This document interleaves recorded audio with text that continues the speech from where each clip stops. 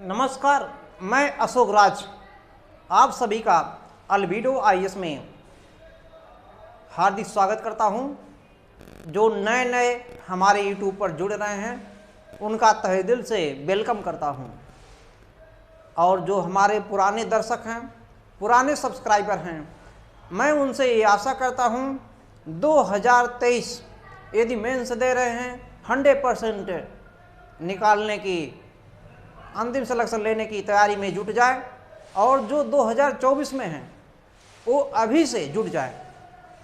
यदि हमारे चैनल पर यदि आप नए हैं तो तुरंत सब्सक्राइब कर लीजिए 2024 के लिए, आईएएस बनने के लिए। यदि अभी आपका उम्र नहीं है तो 2025 2026 भी देख सकते हैं।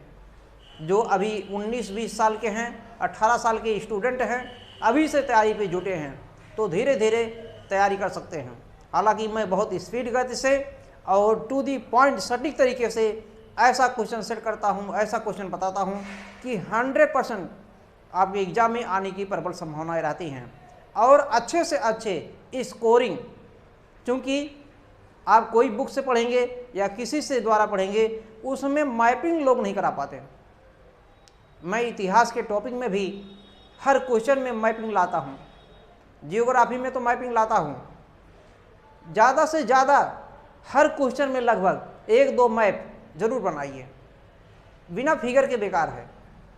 फिगर से स्कोरिंग बढ़ता है, और कैसे लिखना है, कैसे उसकी प्रस्तावना लिखी जाए, भूमिका जो मेन भूमिका है कैसे लिखा जाए, कैसे उसका उपसंहार लिखा जाए, अंतिम निष्कर्ष कैसे लिखा जाए जिसपे अच्छी स्कोरिंग मिले, क्या पॉइंट डाला जाए कि कम समय में अर्थात 3 घंटे के अंदर में ही 20 क्वेश्चन हल हो जाए। ये स्ट्रेटजी हमको अपनानी है। तो आप जुड़े रहिए अल्बिडो आईएएस के साथ, और देखते रहिए यूट्यूब चैनल अशोक राज के साथ। मैं हूं अशोक राज, और आप देख रहे हैं अल्बिडो आईएएस का चैनल, जिसमें आईएएस और पीसीएस का इस समय मेंस का क्वेश्चन हल कराया जा रहा है। क्योंकि इस समय प्री का कोई क्वेश्चन नहीं हो रहा है, प्री का कोई एग्जाम नहीं है, क्योंकि इसमें यूपीएससी और अदर पीसीएस अदर स्टेट के पीसीएस के मेंस के ही प्रश्न होने हैं, परीक्षाएं होनी हैं। इसलिए मेंस के बाद में तुरंत मैं प्री पर काम करूंगा। प्री पर वही क्वेश्चन देखा जाएगा ज़्यादा से ज़्यादा। मान के चलिए सब अगर 50-60 में हैं तो आप 60-70 क्वेश्चन पे, और सब अगर 60 पे हैं तो हम 70-75 पर रेंज मारेंगे। ये मेरा पक्का वादा है, और मैं उस दिशा में प्रयासरत हूँ, कर रहा हूँ। इसलिए हमारे चैनल से नहीं जुड़े हैं तुरंत सब्सक्राइब कर लें, वीडियो को लाइक कर दें, और अपने सभी मित्रों में फटाफट शेयर कर दें।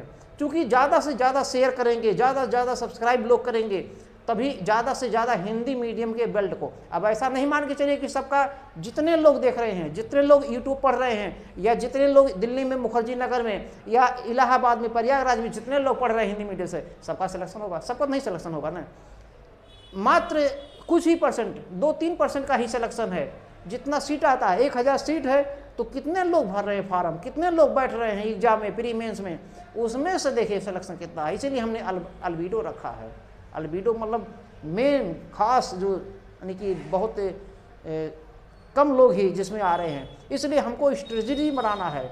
इसलिए हमारे चैनल को तुरंत सब्सक्राइब करें। तो हम देखेंगे क्या है।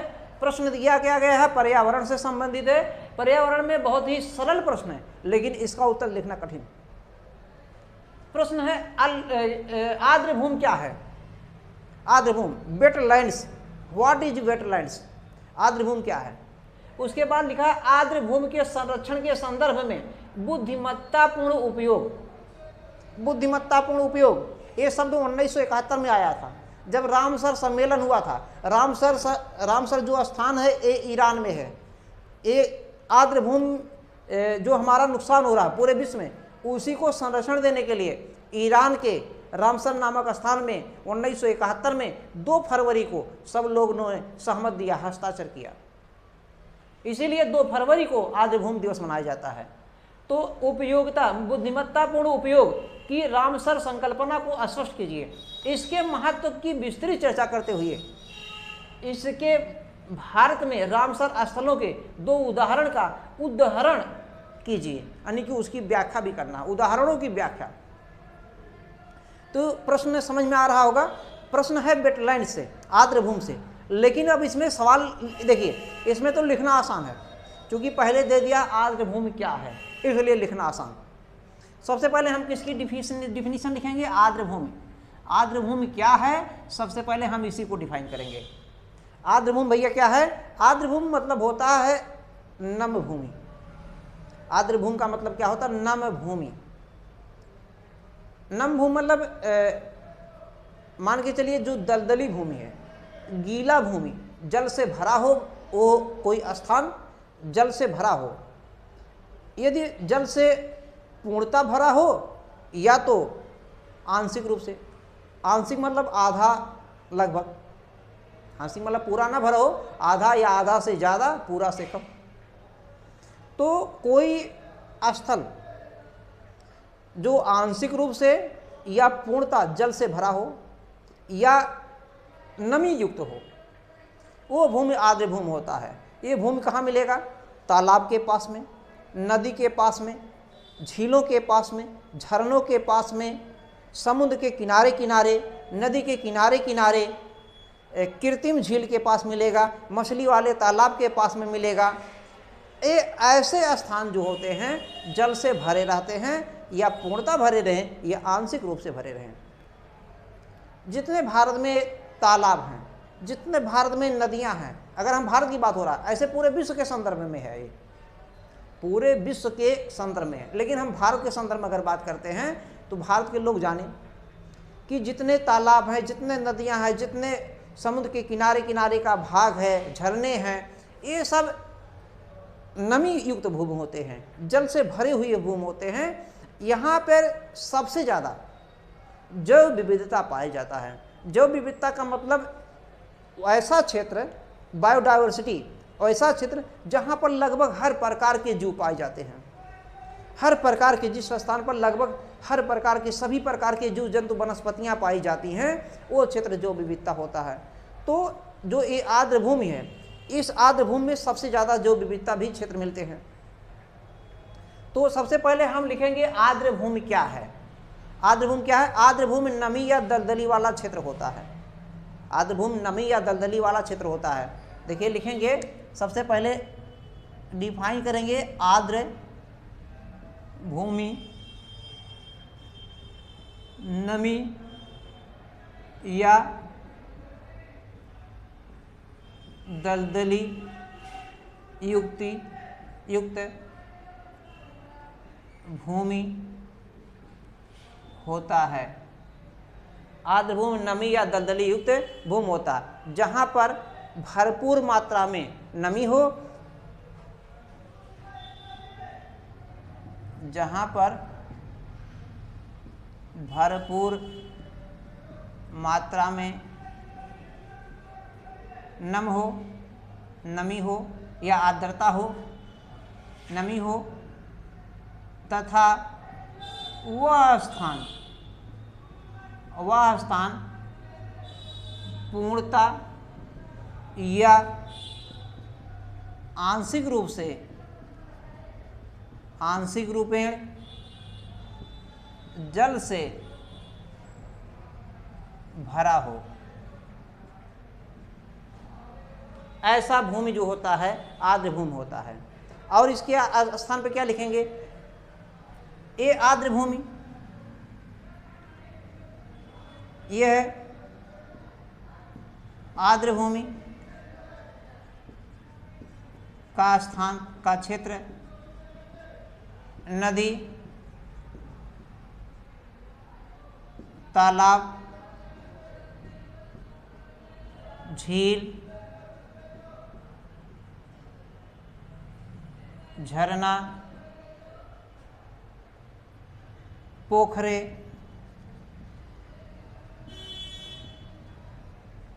तट, नदी का या समुद्र का, दलदल, कृत्रिम झील,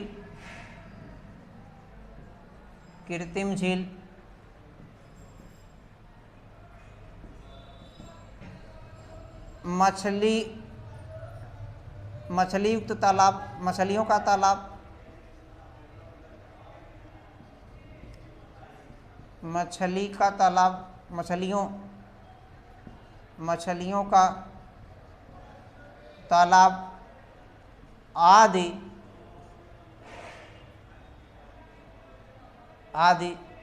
होते हैं,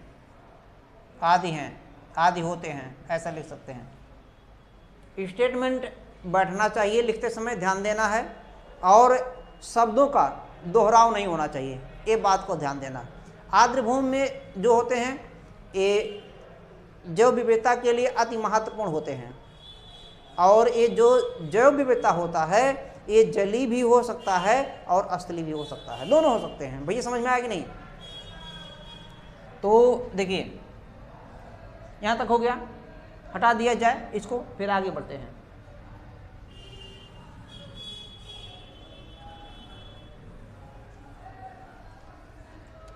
यह है आर्द्र भूमि,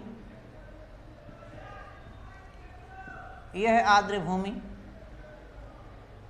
जैव विविधता की दृष्टि से, जैव विविधता की दृष्टि से अत्यधिक महत्वपूर्ण होता है, अत्यधिक महत्वपूर्ण होता है। यह आर्द्र भूमि जैव विविधता की दृष्टि से, जैव विविधता के नीचे अंडरलाइन कर सकते हैं, अत्यधिक महत्वपूर्ण होता है जो जलीय और स्थलीय दोनों प्रकार के हो सकते हैं, दोनों प्रकार के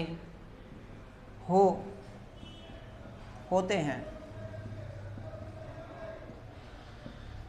दोनों प्रकार के, स्थलीय और जलीय दोनों प्रकार के होते हैं। जो विविधता के लिए होते हैं, ये जो होते हैं, जो जल होता है, जल का पुनर्भरण और शुद्धिकरण ज़्यादा करते हैं, जल का पुनर्भरण और शुद्धिकरण ज़्यादा करते हैं, इसलिए इन्हें किडनीज ऑफ लैंडस्केप भी कहा जाता है। ये जैव विविधता का क्षेत्र, आर्द्र भूमि का क्षेत्र या आर्द्र भूमि जल के पुनर्भरण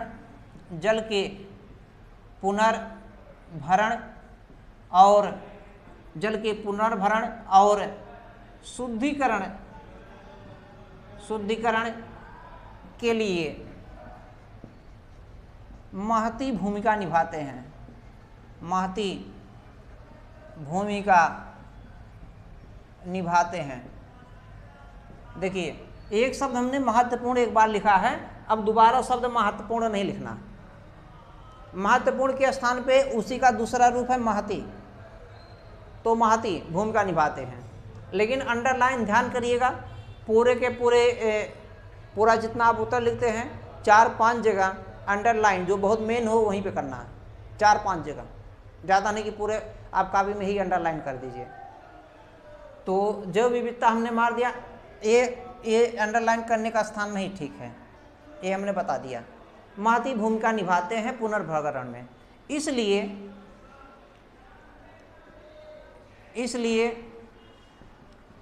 इसे अर्थात आर्द्र भूमि को, इसलिए इसे किडनीज,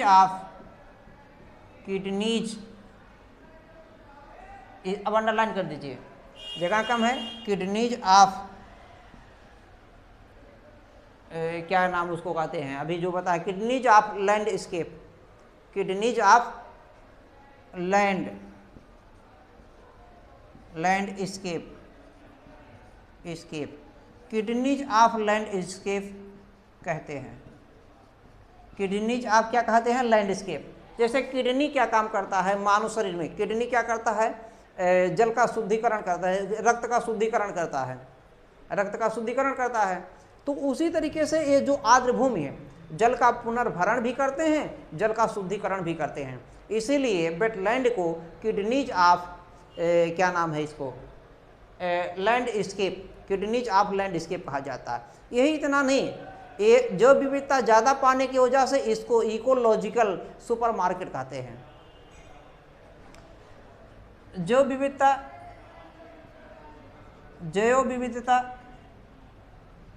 विविधता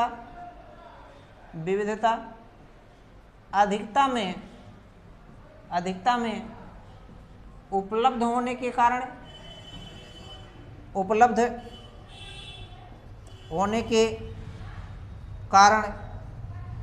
आर्द्र भूमि को इकोलॉजिकल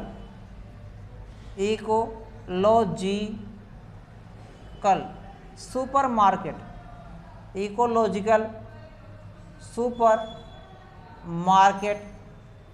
भी कहते हैं। इकोलॉजिकल सुपरमार्केट भी कहते हैं। ये जो इकोलॉजिकल सुपरमार्केट है इसके नीचे अंडरलाइन कर सकते हैं। इकोलॉजिकल सुपरमार्केट के नीचे क्या कर सकते हैं, अंडरलाइन। यहाँ तक समझ में आ गया होगा आप सबके कि कैसे कैसे हमने लिखना है। तो हमने लिखा आर्द्र भूमि पर इतना हो गया। अब आगे लिखेंगे आर्द्र भूमि के संरक्षण में बुद्धिमत्तापूर्ण उपयोग की बात करेंगे। इस पर दूसरा पॉइंट बुद्धिमत्तापूर्ण। ये जो बुद्धिमत्तापूर्ण आया है, जो ईरान में 1971 में रामसर सम्मेलन हुआ है 2 फरवरी को, जिसमें सब लोगों ने हस्ताक्षर किया, सहमत दिया है 2 फरवरी। इसीलिए प्रत्येक वर्ष 2 फरवरी को विश्व आर्द्र भूमि दिवस मनाया जाता है। प्रत्येक छोटे छोटे एग्जाम में भी, पीसीएस के प्री में भी पूछा जाता है, कभी कभी यूपीएससी में भी पूछ सकता है।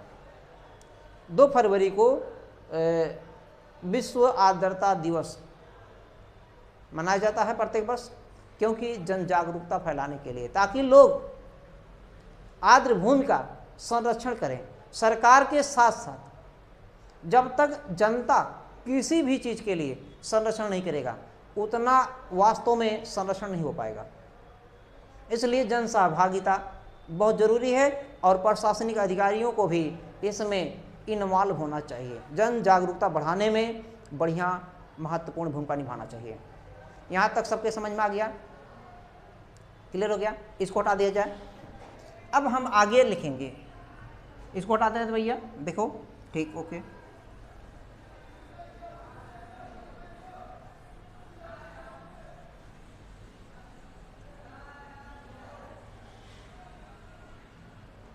अब देखिए इसमें करना क्या है, उस तरीके का फिगर नहीं दिख रहा है, लेकिन इसमें जैव विविधता क्या नाम है, आर्द्र भूमि का आर्द्र भूमि को नुकसान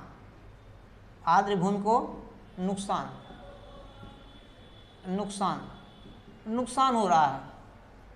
आर्द्र भूमि को नुकसान हो रहा है कैसे? आर्द्र भूमि को नुकसान कैसे हो रहा है? तीव्र बढ़ती जनसंख्या से, तीव्र बढ़ती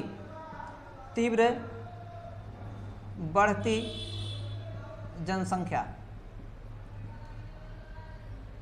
और तीव्र जनसंख्या बढ़ने के कारण शहरीकरण व शहरीकरण,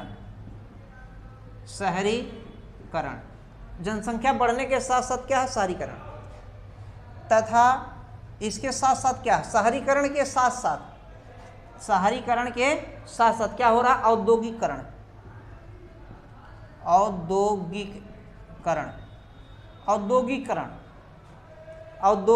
के कारण, शहरीकरण के कारण ये आर्द्र भूमि को नुकसान हो रहा है। साथ में और क्या पॉइंट है, और लिख सकते हैं कृषि का विस्तार। ये जो आर्द्र भूमि क्षेत्र है, जैसे तालाब है, पोखरे है या दलदल युक्त भूमि है, वहाँ पर धान की खेती बड़े आराम से होती है, क्योंकि जल की उपलब्धता है और धान की खेती के लिए जल पर्याप्त मात्रा में होना चाहिए। तो धान की खेती के लिए कृषि का विस्तार बड़े क्रम लिख सकते हैं, धान की खेती के लिए ऐसा भी लिख सकते हैं, या केवल इतना ही लिख सकते हैं। इसके साथ में और क्या हो सकता है, अगर इसके साथ में लिखेंगे तो प्रदूषण के कारण भी ये समाप्त हो रहा है। प्रदूषण प्रदूषण के कारण भी हो रहा है ऐसा, और प्रदूषण के कारण और क्या हो रहा है, लवण की मात्रा भी बढ़ रहा है। तो लवणीकरण, लवणीकरण, लवणीयकरण, लवणीकरण, लवणीकरण भी लिख सकते हैं।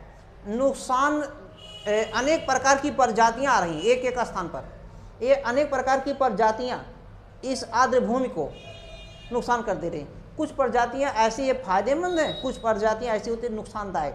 तो नुकसानदेह प्रजातियां, नुकसानदेह प्रजातियां, लवणीकरण बढ़ रहा है। लवणीकरण बढ़ने का कारण यही तीव्र जनसंख्या, शहरीकरण, औद्योगिकरण, इसी के कारण जो है लवणीकरण भी बढ़ रहा, प्रदूषण भी हो रहा है, और तीव्र जनसंख्या के कारण कृषि का विस्तार भी हो रहा है। नुकसानदेह इस प्रदूषण के कारण अनेक प्रकार की नुकसानदेह प्रजातियां भी आ जा रही हैं। और जलवायु परिवर्तन, ग्लोबल वार्मिंग इस समय हो रहा है। ग्लोबल वार्मिंग मतलब वैश्विक तापमान, ग्रीन हाउस गैसें, बढ़ती जनसंख्या के कारण लोग अनेक प्रकार के प्रसाधन, अनेक प्रकार की चीज़ें जैसे एसी है, फ्रिज है, रेफ्रिजरेटर है, अनेक CFC गैस का प्रयोग, अनेक प्रकार की गाड़ी, मोटर, वाहन। आज के समय में हर आदमी जो है, कोई साइकिल से नहीं चलना चाहता, कोई पैदल नहीं चलना चाहता। मात्र उसको अगर 50 मीटर भी चलना हो, 20 मीटर भी चलना हो, तो भी बाइक से, तुरंत पैर से बाइक से किक मारा तुरंत। यहां तक क्लियर हो गया भैया? तो ये स्थितियां हैं। तो एक ऐसे बना सकते हैं, ऐसे, ये नुकसान हो रहा है। अब यहीं पे अगर देखेंगे, ये बुद्धिमत्ता की अगर संकल्पना की बात हो रहा है, यहीं पे एक तरफ नुकसान हो रहा है, यहीं पे देखिए इसको अभी लेकिन बाद में दिखाना, महत्व की चर्चा। अब इसमें बुद्धिमत्तापूर्ण जो हमने बताया रामसर, तो अब यहाँ पे लिखेंगे क्या, यहाँ पे लिख सकते हैं कि आर्द्र भूमि के संरक्षण के लिए, आर्द्र भूमि के संरक्षण के लिए वैश्विक स्तर पर, वैश्विक स्तर पर, आर्द्र भूमि के संरक्षण के लिए वैश्विक स्तर पर 1971 में 2 फरवरी 1971 को, 1971 में रामसर, ये कहाँ पर, ईरान में कई देशों का सम्मेलन हुआ, समझौता व हस्ताक्षर, एक ही लाइन में हस्ताक्षर स्टार्ट कर दिया गया, यानी कि सम्मेलन हुआ, समझौता और हस्ताक्षर हुआ।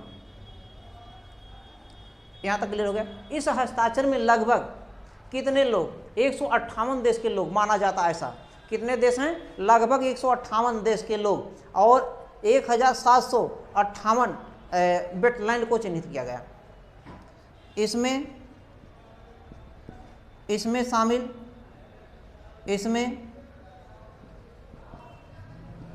शामिल वर्तमान में सदस्य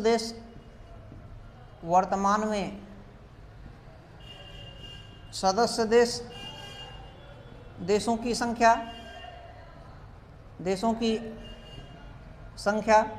158 है। 158 दल इसमें शामिल हैं, 158 सदस्य देश शामिल हैं, और इसमें 1758 वेटलैंड को शामिल किया गया पूरे विश्व में। यहाँ तक क्लियर हो गया? इसको हटा दिया जाए, ठीक। अब आगे लिखेंगे क्या,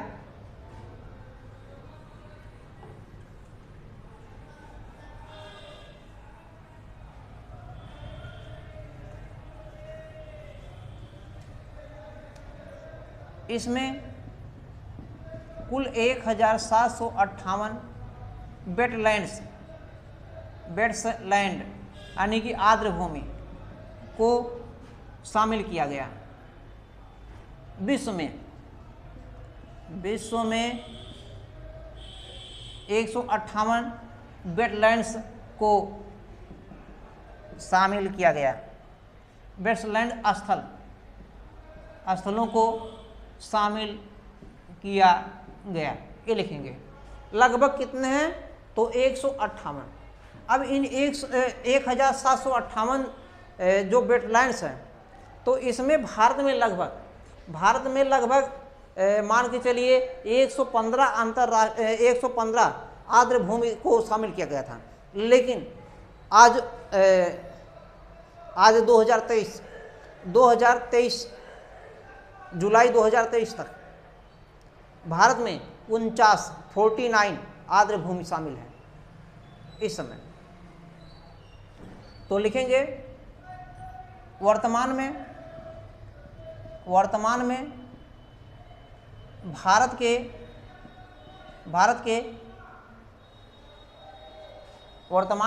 के जितने हैं 115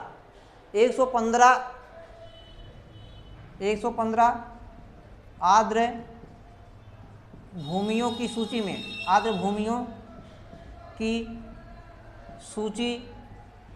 में से 49 आर्द्र भूमि स्थलों को 49 आर्द्र भूमि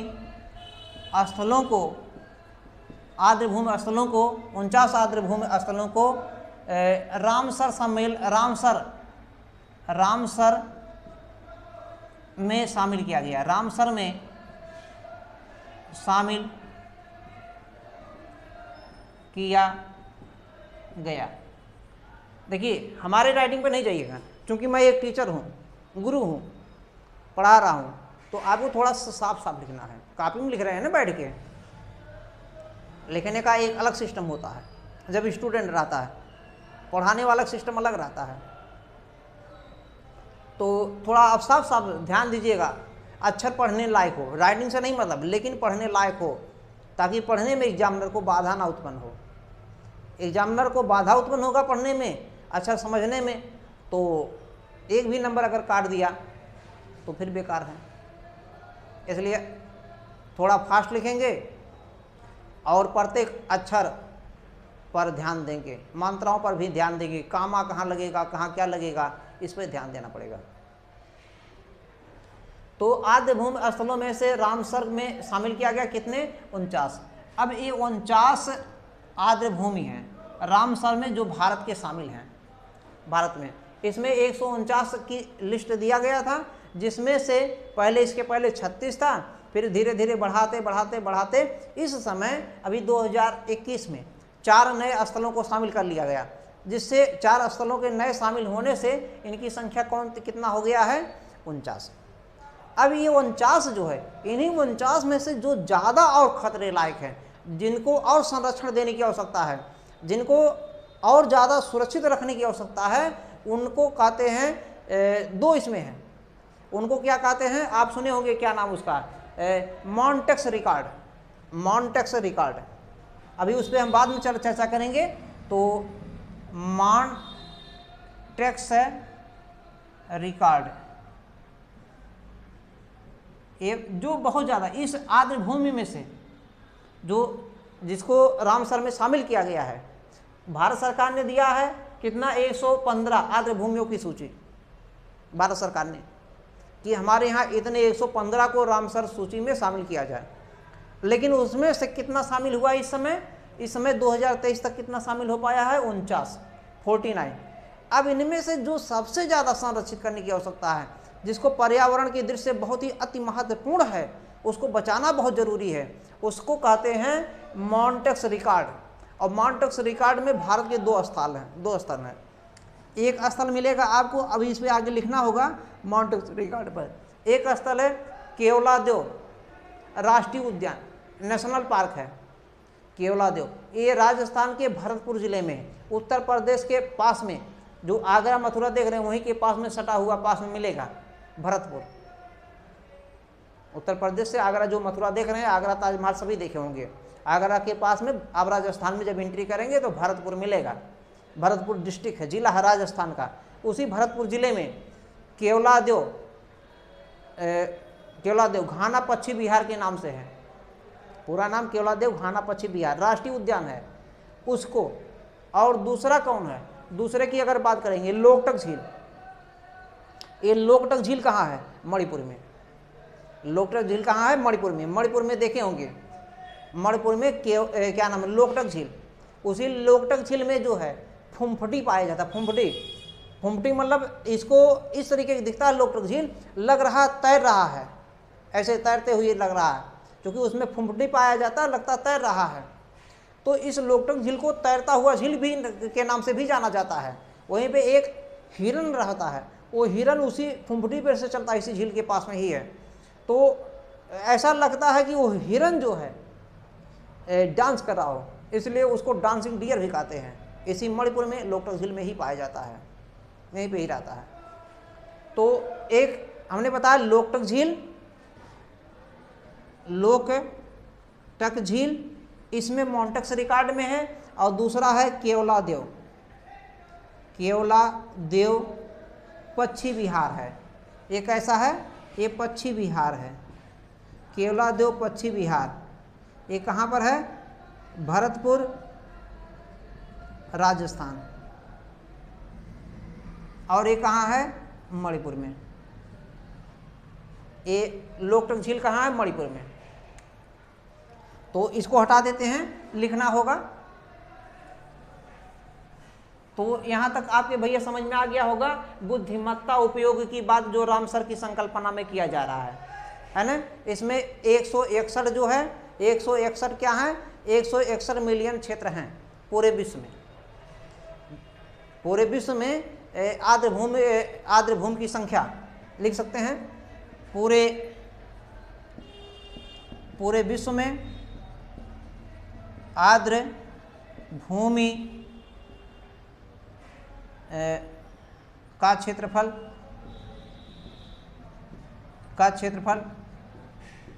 लगभग 161 मिलियन, 161 अगर बात करेंगे 161 मिलियन हेक्टेयर, 161 मिलियन हेक्टेयर का क्षेत्र मिलता है।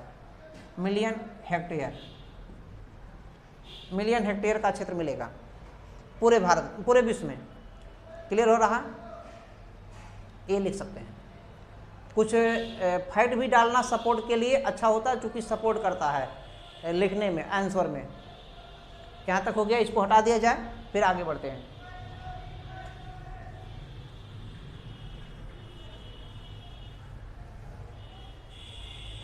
अब आगे हमको क्या लिखना है? आगे लिखना है रामसर सम्मेलन। जो रामसर सम्मेलन हुआ ईरान में, तो रामसर सम्मेलन में विलुप्त हो रहे वेटलैंड्स, तो वेटलैंड्स जो है जो विलुप्त हो रहे हैं, विलुप्त प्राय जो आर्द्रभूमि विलुप्त हो रहा है, रामसर सम्मेलन में उसी के संरक्षण की बात कहा गया है। तो ये लिखना है रामसर सम्मेलन संकल्पना को स्पष्ट करना है। रामसर सम्मेलन संकल्पना को स्पष्ट करना है। तो लिखेंगे रामसर सम्मेलन में विलुप्त हो रहे आर्द्र भूमि को संरक्षण करना, उसका संरक्षण करना, क्योंकि पर्यावरण के लिए ये अत्यधिक महती भूमिका निभाते हैं। पर्यावरण के लिए क्या करते हैं? अत्यधिक महती भूमिका निभाते हैं। और क्या है, इसे राष्ट्रीय स्तर पर और अंतर्राष्ट्रीय स्तर पर ध्यान दिया जा रहा है। राष्ट्रीय स्तर पर प्रत्येक राज्य सरकारें, प्रत्येक देश की सरकारें और प्रत्येक राष्ट्र की सरकारें, और जो है अंतर्राष्ट्रीय स्तर पर इस पर भी काम हो रहे हैं, क्योंकि आर्द्र भूमि का महत्व दिखता है। आर्द्र भूमि के अनेक महत्वपूर्ण कार्य दिखाई देते हैं, अनेक इसकी महती भूमिका दिखाई देती है आर्द्र भूमि की। अब आर्द्र भूमि का महत्वपूर्ण क्या है देखिए, तो यहीं पे इतना लिख दीजिए, थोड़ा सा जो हमने बोला भी ये लाइन लिख दीजिए जो हमने बोला कि आर्द्र भूमि क्यों लाया गया, रामसर सम्मेलन क्यों हुआ? आर्द्र भूमियों के संरक्षण के लिए। आर्द्र भूमि विलुप्त प्राय हो रहे जा रहे थे, इनका संरक्षण देना अत्यधिक महत्वपूर्ण था। राष्ट्रीय स्तर पर, अंतर्राष्ट्रीय स्तर पर इसमें प्रयास किए जा रहे हैं। क्लियर हो गया? अब आगे क्या लिखेंगे? भारत विश्व में सर्वाधिक आर्द्र भूमि वाला देश है। भारत विश्व में सर्वाधिक आर्द्र भूमि वाला देश है। यहाँ विशाल नदी तंत्र से लेकर समुद्र तटीय क्षेत्रों तक, विशाल समुद्र नदी तंत्र से लेकर भारत में अनेक प्रकार की नदियां हैं, बहुत सी नदियां। उत्तर भारत में देखेंगे नदियों का जाल है, दक्षिण भारत में देखेंगे नदियों का दक्षिण भारत में भी जाल है, उत्तर भारत में और ज़्यादा है, सदावहानी नदियां हैं, और दक्षिण भारत में मान लीजिए सदावहानी नदियां नहीं हैं, लेकिन फिर भी नदियां, अनेक प्रकार के झील हैं, अनेक प्रकार के तालाब भारत में बहुत तो नदी तंत्र से लेकर और भारत में तट की बात करेंगे, आप पश्चिमी घाट से देखेंगे पूरा का पूरा इस तरीके से, ऐसे पूरा ये पश्चिमी घाट है और ये क्या है पूर्वी घाट, पूरा ये तट है, गुजरात का तट, इधर बंगाल की खाड़ी, यहाँ से लेकर पूरा यहाँ तक, ये पूरा दलदल नमभूमि है, आर्द्र भूमि है। इनका यहाँ पर अनेक प्रकार की जैव विविधता पाई जाती है, इनका संरक्षण करने की सबसे बड़ी आवश्यकता है। यहाँ पर मैंग्रोव वन भी पाए जाते हैं, तालाब भी हैं, झील भी हैं, झरने भी, मानव निर्मित भी हैं, दलदल भी हैं। यहाँ पे देखेंगे कच्छ का रण भी मिलेगा आपको, ये सब लिखे रखना पड़ेगा। यहाँ पर लिखेंगे विशाल नदी तंत्र से लेकर समुद्र तट रेखा तक के अनेक प्रकार के दलदल, झील, झरने, तालाब, पोखरे, नदी, झरने, ये सब लिख डालिए। किनकी बड़ी संख्या में मात्राएं हैं। राष्ट्रीय वेटलैंड कार्यक्रम चलाए जा रहे हैं और इसमें जो है 2 प्रकार के कार्य हो रहे हैं। इनके महत्वपूर्ण उपयोगिता लिखना है। अब महत्वपूर्ण उपयोगिता पा जाइए कि इसके महत्व की चर्चा करना, विस्तृत चर्चा। अब इसके महत्व को क्या लिखना है, देखिए इसको भी जानिए, इसके महत्व को लिखना है। आर्द्र भूमि के महत्व लिख दीजिए, क्या लिख दीजिए, आर्द्र भूमि के महत्व। आर्द्र भूमि का महत्व क्या है, देखिए आर्द्र भूमि के स्थान पर अनेक प्रकार के जैव विविधताओं का ये स्थान होता है। आर्द्र भूमि में जैव विविधता विस्तृतों में पाया जाता है और ऐसे क्षेत्र में अनेक प्रकार के वनस्पतियां, अनेक प्रकार के जीव जंतु भी मिलते हैं। इससे ये उपयोग के लिए, मतलब अनुसंधान के लिए बहुत अच्छी चीज़ है। अनेक प्रकार की दवाओं का निर्माण होता है, जैविक और अजैविक, मुख्य रूप से जैविक ही दवाएं। तो जैविक दवाओं के माध्यम से जो है अनेक प्रकार की दवाएं, कीटनाशक पदार्थ भी बनाए जाते हैं। अनेक प्रकार के मतलब प्राकृतिक आवास के भी लिए ये ठीक ठाक हैं। उसके प्रकार इसके बाद में अगर देखते हैं तो इनमें अनेक प्रकार की जो है विशेषताएं, खूब विशेषताएं हैं। तो इतना हो गया, 1 मिनट थोड़ा सा पानी पी लेते हैं उसके बाद में भाई। हाँ, तो इसमें हमने बताया ना कि आर्द्र भूमि का महत्व, आर्द्र भूमि का महत्व। अब देखिए आर्द्र भूमि के महत्व में लिखना क्या होता है। आर्द्र भूमि के महत्व में लिखना क्या होता है, तो इसमें लिखेंगे आर्द्र भूमि के महत्व में कि आर्द्र भूमि प्राकृतिक सुंदरता को भी बढ़ाता है और साथ साथ में पर्यटन को भी बढ़ाता है। प्राकृतिक सुंदरता और साथ में पर्यटन को भी बढ़ाता है। ये पॉइंट में लिखना होगा आपको, प्राकृतिक सुंदरता, आर्द्र भूमि तथा पर्यटन को बढ़ाता। मैं लिखना नहीं चाह रहा हूँ, इसीलिए बता दे रहा हूँ।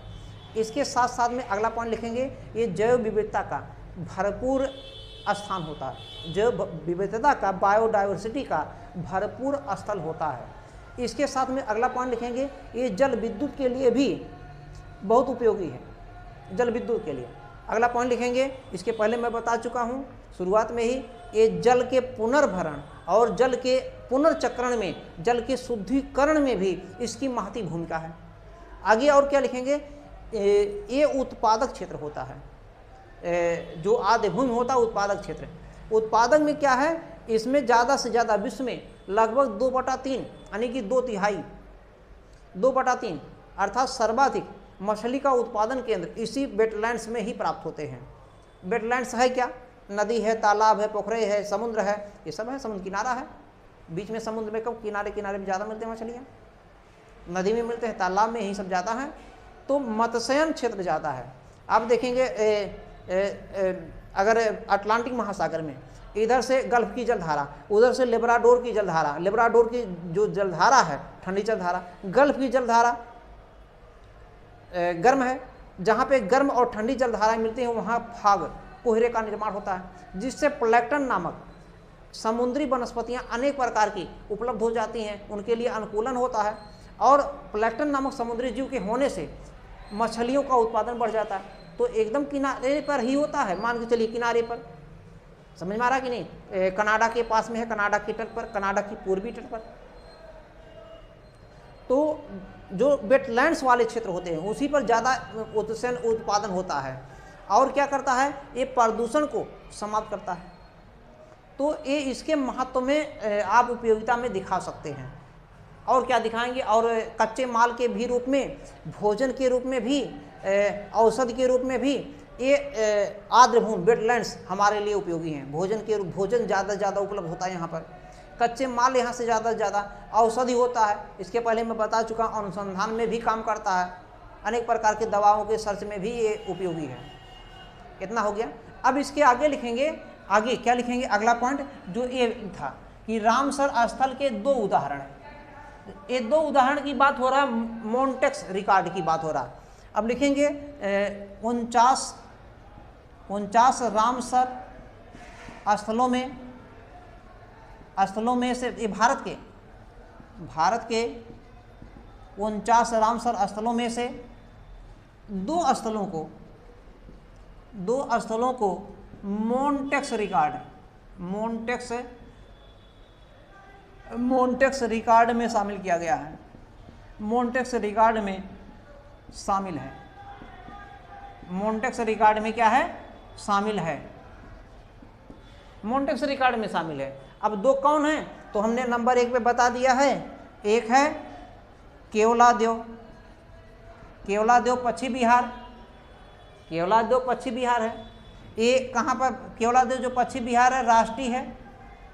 और दूसरे नंबर पे क्या लिखेंगे, दूसरे नंबर इसमें लिखना पड़ेगा केवलादेव राष्ट्रीय पश्चिम बिहार, ये पर्यावरण के संरक्षण की इसकी बहुत आवश्यकता है, क्योंकि ये लुप्त प्राय होने के कगार पे पहुँचता जा रहा है।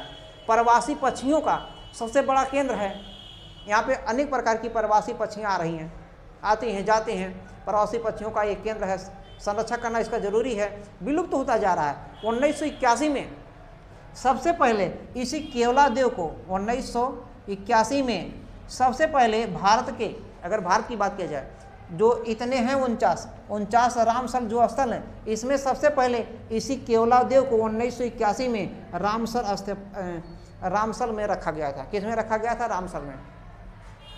1981 में रामसर में इसको रखा गया था, बाद में इसको मोन्टेक्स रिकॉर्ड में शामिल किया गया। किस में शामिल किया गया, मोन्टेक्स रिकॉर्ड में। तो इतना हो गया। अब इसके साथ में एक दूसरा है, क्या नाम उसका, मणिपुर में लोकटक झील,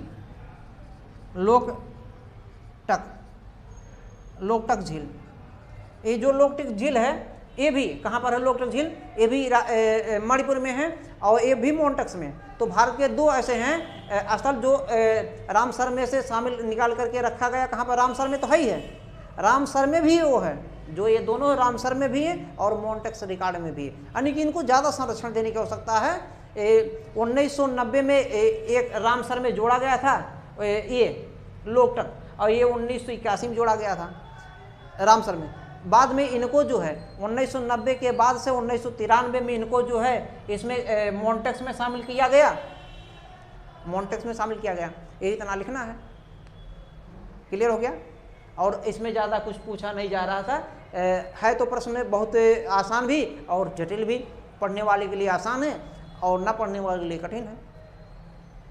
ये अंतिम लाइन भैया जो हम बोल रहे हैं, बता रहे हैं, इसको आप पढ़िए, समझिए, उसके बाद लिखिए। मैं लिख नहीं रहा हूँ तो इसके लिए क्षमा प्रार्थी चाहता हूँ, क्योंकि इतना मैंने बता दिया। अब अगर समझ में आ गया हमारी बात तो थोड़ा मैं फास्ट बता देता हूँ, जल्दी बता देता हूँ, तो स्लो बताने का प्रयास नहीं करता हूँ।